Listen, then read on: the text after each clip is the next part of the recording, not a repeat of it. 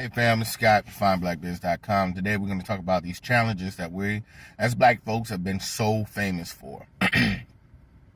Recently, we had the mannequin challenges. That's the one that's been the most prevalent. That's the most recent one. You don't know what it is. It's basically you create.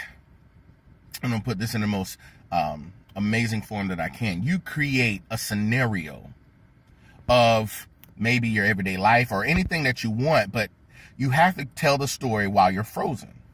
So a camera will zoom in, zoom out, spin around, and look at a different scenario, a different position each time, but each person involved will be 100% still the entire time. So for example, a really great one that came out was the whole the deal with black people and the police. The camera zooms in on one guy with his gun out pointed at the car, two people with their hands out. It swivels around to some people doing the black fist.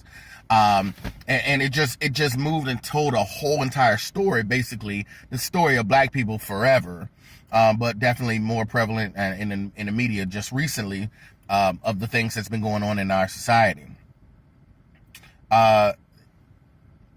And you fast forward, then here's the thing. Anytime we come up with challenges, and I'm not knocking white folks on this one because it is what it is. Who wouldn't want to be us? We're awesome. We come up with amazing shit. And it's just fun. Like every dance move, everything I see. The only downside to a lot of this stuff is that while black kids, black parents, black people in general usually come up with all the cool stuff, the ones that end up on TV for it are usually white kids. Don't believe me. I remember seeing Teach Me How to Dougie years ago. And there was some other dance I can't remember. Even Soulja Boy. Back in the day, when these dances first came out, yeah, they were cool and everything, and black folks may have came up with it, but the ones who got like national acclaim on news and all this other stuff were a bunch of white kids every single time. I remember this golf team was trying to do some dance that we came up with, and it looked absolutely, utterly ugly. It was amazing. I couldn't stop watching it over and over again about how bad it looked. So here's the deal.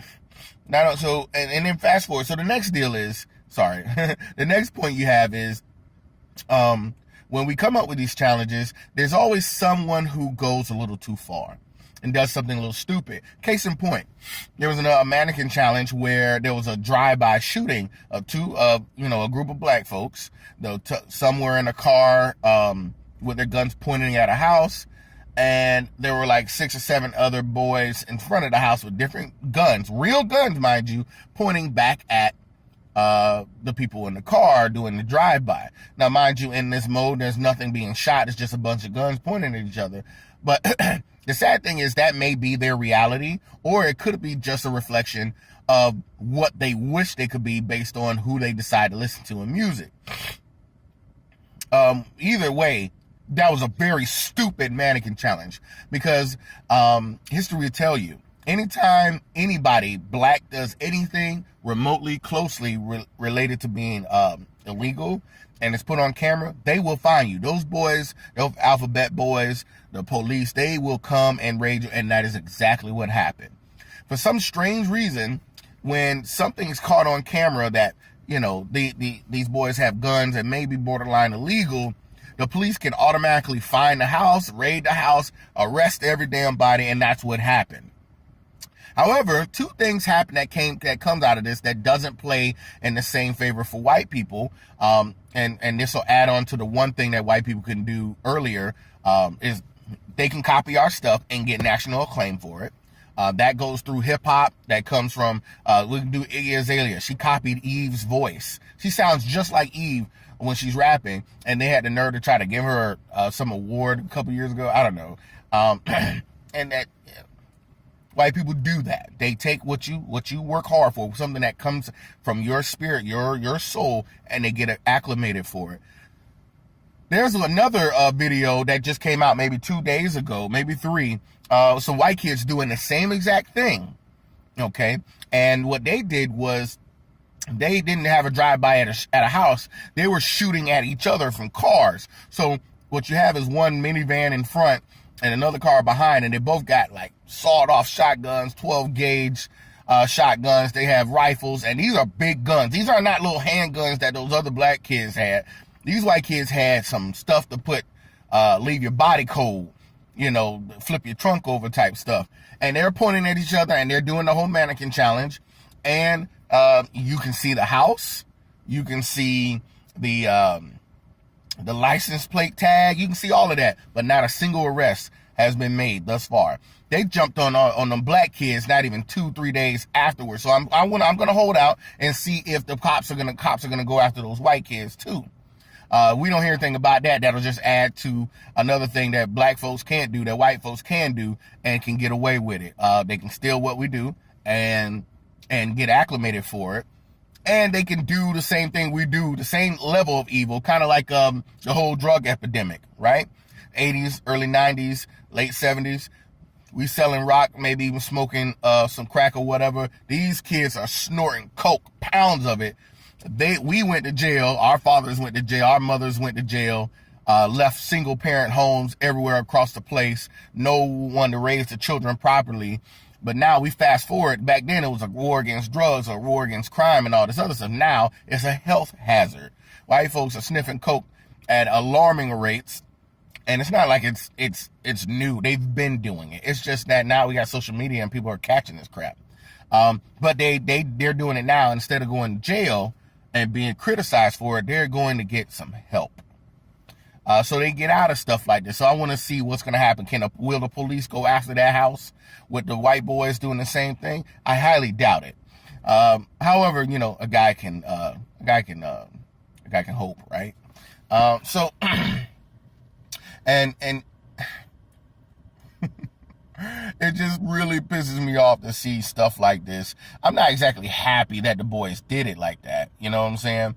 However, I think that, you know, whatever you do, crime should be able to go across the board. And here's the last point.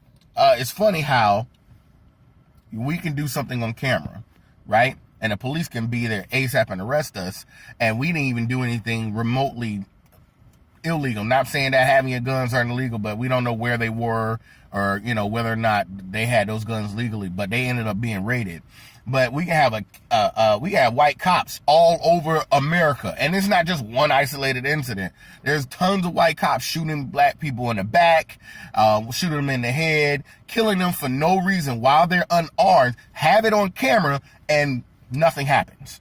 Nothing happens. They get off. It becomes a mistrial at that point. Black kids do something remotely close to being illegal, their house gets raided. White people do it, it's either all in fun or it becomes a mistrial. And I think that's complete, utter bullshit.